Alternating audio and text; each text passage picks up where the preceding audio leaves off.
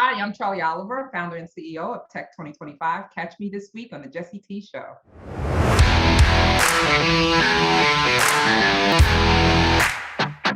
Charlie Oliver, welcome to the Jesse T Show.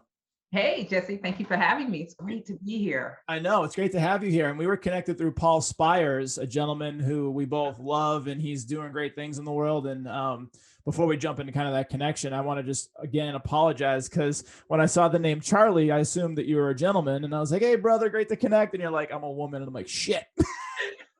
I have to tell you, the expressions and the comments that I've gotten from men over the years who have experienced the same thing have made having a boy's name, quote unquote, worth it. Because I let you guys squirm for a minute and then I go, okay, it's all right. It's all good. It was all love, girl. And I grew up with more of a feminine name. Jesse Lee isn't a super masculine name. I guess it is in certain parts of the world, but so it was the flip flop. You had the more masculine name. I had the more feminine name, but it's been beautiful. And I've owned it later in life, but in the beginning of life, it was really kind of weird.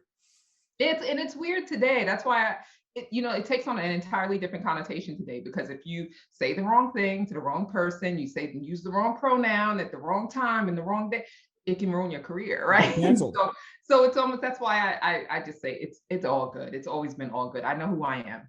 Okay. You're the mighty, the powerful Charlie Oliver. Tell us a little bit about your who you are and your journey. Give us some context as to what you do.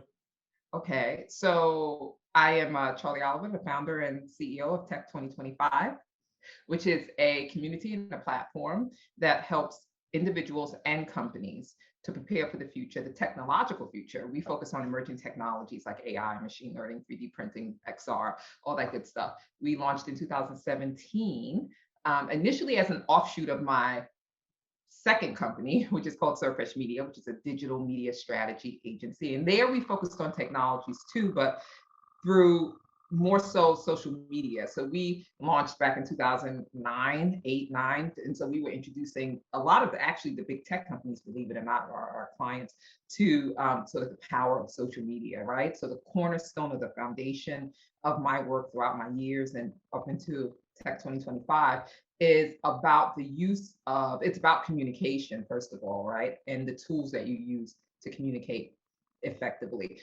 In my case, technologies. So with companies, we help them, especially now more than ever, we help them with employee engagement, employee learning, continuous learning, upskilling, reskilling, but we do it a little differently. We don't focus on the technical aspect of learning about these technologies. We focus on what we call the power skills, the crucial skills, the critical thinking, understanding the implications of these technologies, asking the hard questions like, yeah, we're going to have AI, but at what costs, right?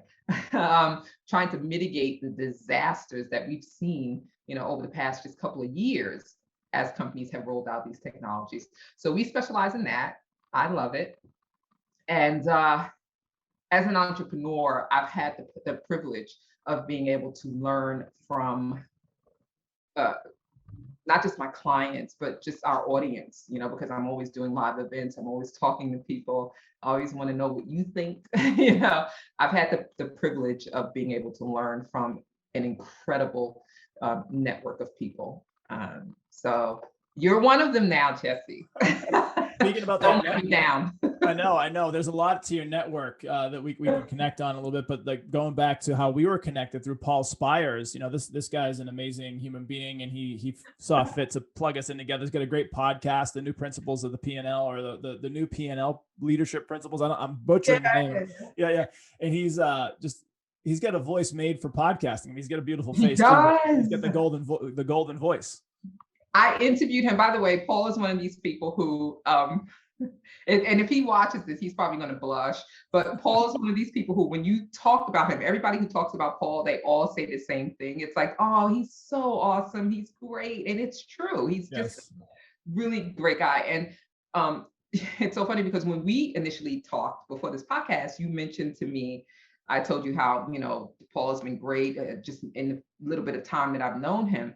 So helpful, so supportive, thought-provoking. And you said, yeah, he's just a beautiful soul. And I thought to myself, wow, that's an amazing compliment. Like, I don't know if anyone's ever called me a beautiful soul, but I have to agree with you on that one. And the other thing is when I interviewed Paul on our podcast, Fast Forward, which is our Tech 2025 podcast, a lot of times we record it and then I edit it, or I'll take a run on the edit myself because I'm so anal and I'm so like, I listened to his voice in my ear and I was like, wow, this is incredible. What a voice, right? Silky, smooth, sultry, powerful. It's just like the perfect voice for podcasting. Perfect. I'm so jealous. Also, I am too, right? And I'm a girl. And he's also got the accent thing because he's from New Zealand. So anyway, yeah. How did y'all plug in together?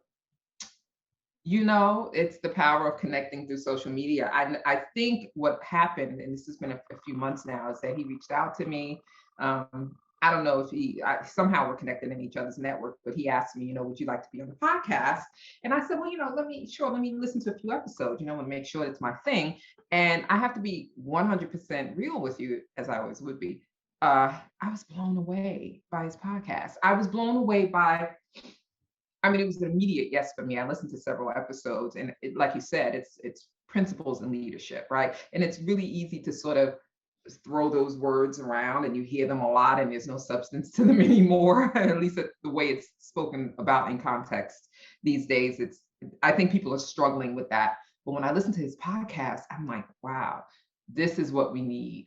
And I was struck by how, because I'm a podcaster, I listen to I've subscribed to hundreds of them, like you probably, going back years. Like I've been listening since 2009, 8, and I was struck by how, although I was trying to listen passively, like I usually do, because I'm doing other things in the house, how substantive the conversation was that he has with his guests that made me stop and go, oh, that's good. That's really good. So if I do that several times within one episode, much less across several episodes, you've got something special. So I think he has something special.